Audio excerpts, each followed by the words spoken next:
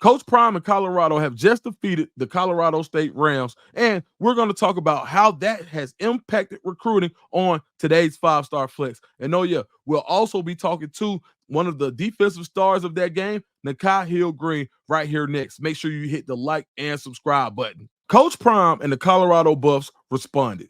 That's all you could have asked for if you were a Colorado fan. The lynch mob was out. They were hungry for Buffalo blood, and this weekend they didn't get any. That, even though it was against Colorado State, was a must-win game on the field and recruiting-wise for the Buffaloes. Now, what did Colorado do to help themselves recruiting? Well, one, like I said last week, they made adjustments. When they took the right tackle and moved him to guard and moved the right tackle from the bench up to the starting right tackle, and I think Justin Myers, the guy from UTEP, he didn't start this last game, but I do feel like he's going to be in a rotation that also created depth. Making necessary adjustments is really important when it comes to recruiting because you want to let somebody know that, hey, if something isn't going right, we're going to do the things that are necessary in order to put you in the best position. Another thing that they did was they gave the ball to Michael Welch, a freshman. One of the biggest recruiting tools that you can have in college football is to say if you're good enough to play, you will play. We're not married to anybody at any position. The best player will play. My man T. Will of Arkansas has this thing. He says, standards, not starters. So if you hit the standard at Colorado, you're going to play. Michael Welch comes out, 9 carries, 65 yards, a bowling ball of a running back. But in Georgia, we already knew what he was. He chose to go out to Colorado, and now we may have a budding star. When Dallin Hayden gets back, now you have a 1-2 punch. But I think that's really important because the more they start to recruit and they go to high school, and they're sending more offers out as we speak, being able to showcase somebody that came in, worked their tail off, maybe had a little bit of adversity maybe had a little bit of adversity when it comes to being so far away from home and not starting, not playing right away, keeping his nose down, keeping his head down, right? And going to work. And when his number was called, he balled. When you make the call, you got to ball. And that's what happens with Mike. That's what happened with Michael Welch, where I think really bode well for them recruiting wise. Another thing that happened was the team banded together. When you have a culture where people are excited about playing together, even if at any time you can have a me against the world or us against the world mentality, when you have recruits come on campus, they see that. They see the brotherhood, they talk to each other, and they understand that in order to be a part of this, you have to look like this. And when I say look like this, when things are going bad, you have to band together. You have to be willing to put your personal desires and your personal aspirations to the side and band together with your brothers. And I think that Colorado banded together. I got a quote from Nikai Hill-Green, who will join us later on. And what he said was the team locked arms with their backs against the wall. And that's how they were able to put on that type of performance against Colorado State. Now, with Colorado State, they're not Big 12 competition, but this was a rivalry game. And if Colorado State came out and beat Colorado, we'd still be talking about it for the next 2 weeks. So this was a must-win game against a team that played Colorado tougher than anybody thought they would have last year. Rivalry game. You know there's some history with Jay Norvell and Deion Sanders. You got the Colorado State players talking a little bit of trash, the quarterback and the wide receiver, Torrey Horton. But Colorado came out and did what they had to do. They rushed for over 100 yards, finally. And I think that's so important when it comes to opening things up for Shedeur, who throws one of the prettiest balls in college football. There was one that he threw, I forgot who the receiver was, but it was over the shoulder, and the receiver was covered really well. But Shedeur dropped the ball in there. I almost think that the receiver was surprised that the ball was thrown so well. But an incompletion was Shedeur's most impressive throw yesterday. So you have a quarterback that can take you to distance. There isn't a better. You can take your pick of who you like the most, but as far as just an overall better quarterback, you're not going to find a better quarterback, more tools than Shedeur Sanders in college football. Yeah, you might have somebody who you like better, but nobody is going to outclass him in college football, which I think is really something that Colorado needs to focus on, and they have. But as you continue to run the ball, now you can allow him to get even more comfortable. One thing that I saw from Shedeur yesterday that I didn't see a lot of in the Nebraska game was being able to throw the ball with his feet set. Textbook. We talk about arm sliding and arm angles at different quarterbacks, but what about the feet? When quarterbacks are able to set their feet, they become different people. And a lot of times we talk about quarterbacks that are able to throw on the move because that's a different dynamic that it adds to the offense. But Shedeur being a pocket passer, when he said, and he can make the throws off of one leg when he needs to and on the run. But when he sets his feet, he's special. And that's due to the play of the offensive line and the adjustments made. And also it's also due to the running game. Now, he had 16 carries this game. And I talked about this a week before, and I said that Pat Shermer, historically, when even in the NFL, when he's seen that he needs to run the ball more, he makes the adjustment. I think they'll run the ball even more going forward. The only thing I would have liked to have seen last game was them to run the ball more in the fourth quarter and just kind of protect Shedeur a little bit. But I think that quality reps are something that you can't pay for. And I think that now, as you go in the Big 12 season, every rep is important. And I think that's probably why Colorado was passing the ball later in the game when the game was put away. But outside of that, yeah, absolutely. I think it was a great performance, and I think it's going to bode well recruiting-wise for the Buffs.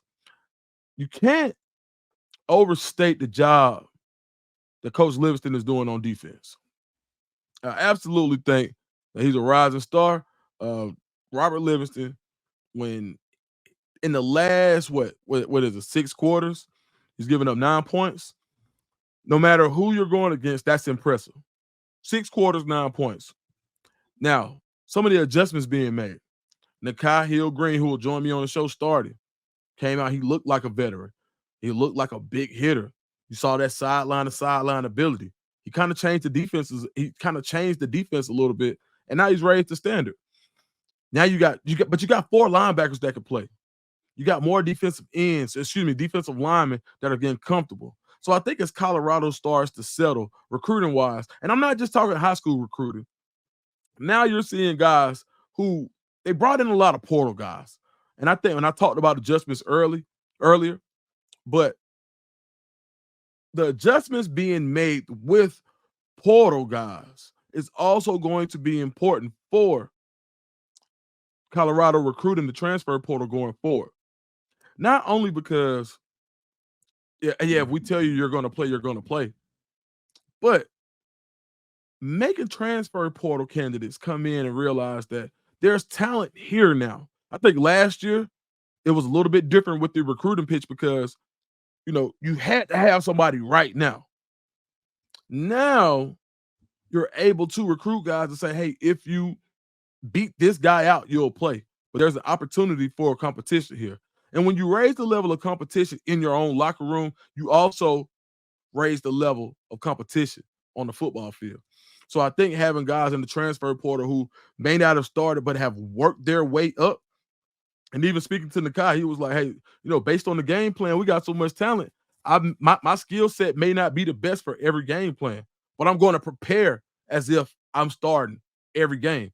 And I think that mentality is something that's seeping into the rest of the locker room. And I think that's one of the pluses of bringing in mature guys who have veteran leadership already, who've played a lot of football. I think that's one of the pluses when you see Colorado take such a transfer portal heavy mentality or stance when it comes to recruiting, because you bring in guys like Nikai Hill-Green who can come in the third game of the season and you wouldn't know it had he not been starting every game.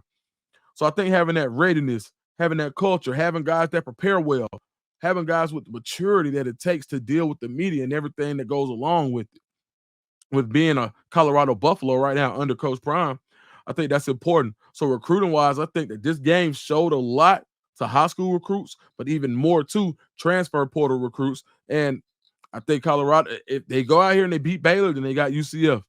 You got 2 games. Even if you split those games, you're still in a better position than you were last year. And I think that Colorado has a bright future. And I think as long as they continue to chop wood, the Buffaloes can surprise some people along the way. All right, let's get ready for Nikai Hill-Green here on the 5-Star Flex. I'm here live with Colorado linebacker Nikai Hill-Green here on the 5-Star Flex. Nikai, what's going on? What up? What up? Thanks for having me. No, absolutely, man.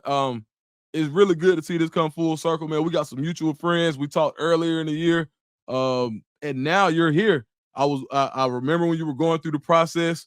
You said, Dukes, I think I'm going to Colorado. I said, man, I'm glad you found a home.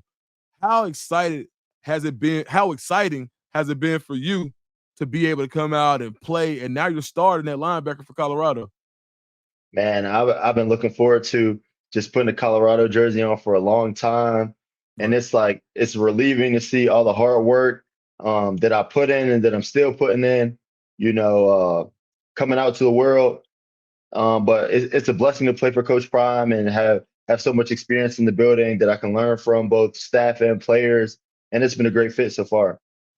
So you started your career at Michigan, then you went to I think Charlotte, correct? Yes, sir. All right, and then you ended up at Colorado. So you've been around different coaching staffs. You've been around the highest pedigrees, the best of the best. A lot of those guys on that Michigan national championship team you came in with. What's Yes, been the sir. biggest difference between Colorado and those other schools that you've noticed so far? Um, I would say it's more of a pro mindset. They don't really treat you like kids here. You Mhm. know what I mean? They Right. expect a certain standard, a pro standard, and it's really getting you ready for the pros. You know what I mean? You'll last at some schools if you just like football, but you gotta love it here. You gotta love football, and Mm. you gotta be a pro about how you go about your business day in and day out. What was Coach Prime's message to you when you told him that you were coming to Colorado? He was just his emphasis was that we're going to win now. You know what I mean? We need impactful players, and we need guys who are going to take a leadership role and have a voice and just lead by example. And that's what I've been trying to do every day. You know, coming in early, staying late, and just leading by example. Not saying too much because I'm a new guy and I still got a lot of trust to be earned by both staff and players. But shoot, just working my tail off every day. What was it like when your number got called, and what were the emotions going through you when you found out you were starting against Colorado State? It was both relieving, but also a little bit of excitement Right. because I just knew it was going to be a great game. Like I didn't know how it was going to be a great game, but I knew that I prepared. Like I was ready to go. I knew that our team was ready to go. We had a great week of preparation, and it all fell in alignment, and I just knew I was ready to go. When you started to see, a lot of people projected you to be a starter at the beginning of the season, but you didn't start. Now you played, but you didn't start. What was it like while you were waiting on those games? Because I know your preparation. You're going to prepare like you started anyway. But what was your mindset going into those games when you didn't start right off? So my mindset is always never get too hot, never get too low. Right. You know what I mean? Because you might not be the starter, but you might get in second, third quarter and make some impactful plays that win your team the game. So you just got to keep the task at hand, and winning is the task at hand. So whatever is given, whatever is on your plate, you got to make the most of it. And that's what my mindset was. So whenever my number's called, I'm gonna just do whatever to make my team win. The media always attacks Colorado for saying that they treat players bad, and Shador doesn't talk to anybody, and Shiloh doesn't talk to anybody else. How was it when you actually saw what it was like at Colorado versus all of the rumors and the bad stuff people say in the media? That's completely false. All of it is completely false. And I was kind of baffled, when I got here because you're a little hesitant coming in. You're like, oh, I hear some stuff. It's a family here. You know what I mean? And these guys, man, they'll go to bat for you. You know what I mean? They're ride or die type of guys. And I love the staff. I love the coaches. Coaches who just met in May. They've been like had me over to their house, made me dinner. You know what I mean? Mhm. So that's completely false, man. It's all family over here with the Buff family. So when you're playing on a talented team like you are, there are going to be guys like we talked about that may not play. When you see another guy who you know is talented that has to wait their turn, what do you tell somebody else who may come to you and is like, man, I'm a little frustrated because I'm not playing? As an older player and as somebody who has a lot of experience, what do you tell the younger guys who are kind of just itching at the bit to kind of play? Stay the course. That's what I always say. Another linebacker, Levante Bentley, he says trust the process.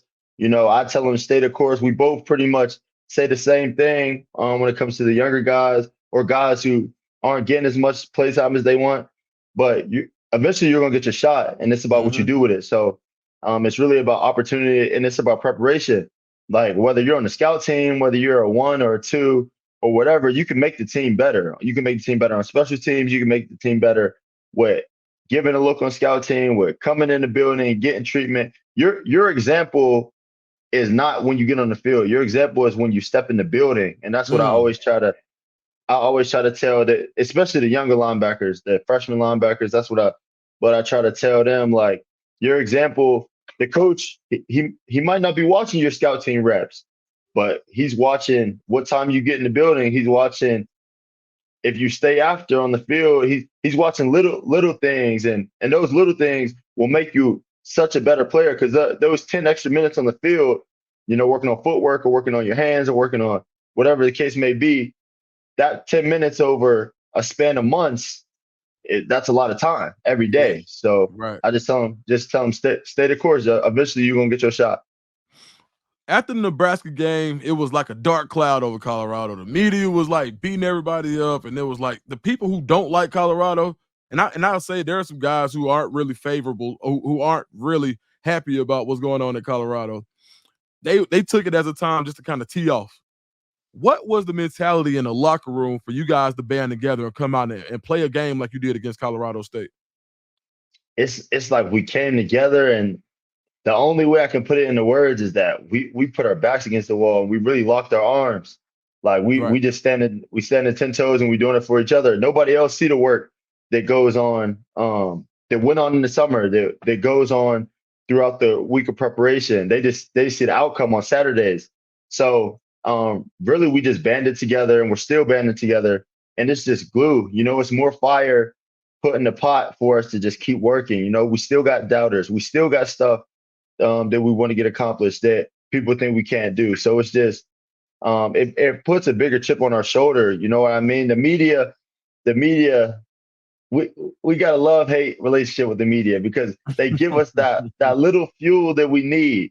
You know what Right. I mean? We're gonna get the job done, but we need that little fuel and they give it to us. You've played with a lot of great players. How good is Travis Hunter? One of the best I've been around. Just as far as his outlook on the game and how he simplifies the game. It's one of the best players I've been around, just IQ wise. Take the athleticism out of it. The Mhm. IQ and the film study, when you see Travis, you see that iPad in his hand, and there's some type of film on there. You know what I Mm. mean? And that's what's not talked about enough. For you to play offense and defense, that means you got to know all the offensive plays and all the defensive plays. Right. You know what I mean? And that's valuable. That's very valuable. Like sometimes I'm like, I got the mic in my helmet, Right. and when I'm talking to everybody on the field, sometimes I look at Trav like he just came off offense. Like I don't know how his head's not spinning. But yeah, he's really talented. He's one of the best I've been around. What's it like if you guys are in practice? What's it like having him be like on your same side and you guys are working together one play, then the next play he's almost like an op. He's on the other side of the ball. Like what was that like having to play with him one play and then play against him on the next? It's like sometimes you check, you look out there at corner like we got 12. That's what it's like. That's what it's like. It's like do we got 12 or they got it? Right. All right. Alert them throwing the ball to 12. So yeah, Yeah. that's what it's like. But man, the competition, Right. that's what I love. That's what I love, man. We really get better every day. Like some people preach that, but here at Colorado, you got to get better every day because, like you said, there's so many talented players that they don't get the opportunity to, you know what I mean, start, they contribute, but man, we got a lot of talent and we're so deep as a team. So I mean, I have pride. I have pride. I know there's good linebackers in the linebacker room. So when I Right. step out there, I'm trying to be perfect because I know they can go out there and do just as good as me. You know what I mean? And every other position is the same way. So yeah, the competition, that's what makes us better. And that depth, that's really going to help us coming into league play. All right, coming off of a win, you got Baylor, your first Big 12 game. What's the mentality going into the week against Baylor? Prepare, man. Just be prepared for everything. Like don't cut no corners, don't take no shortcuts. Be prepared for everything possible. Whatever we gave up in the past games, they might try to copycat that. Whatever they did, they hit some big plays in their past games. We got to be on it, man. We got to be sharp. And this is our Big 12 debut. So yeah, this is an important game, and we're gonna prepare and we'll be ready. Nikai, man, awesome stuff. Thank you so much. Where can everybody find you on social media? At N Hill-Green on Instagram, TikTok, Twitter, and I haven't been on social media a lot. I'm sorry, y'all, but yeah, hit me on there at N Hill-Green. You got work to do. I see why you're not on there, and the work is paying off. 6 tackles, 4 solos last game. Man, heck of a game. Nikai, see you soon, big dog. Appreciate it. All right, man.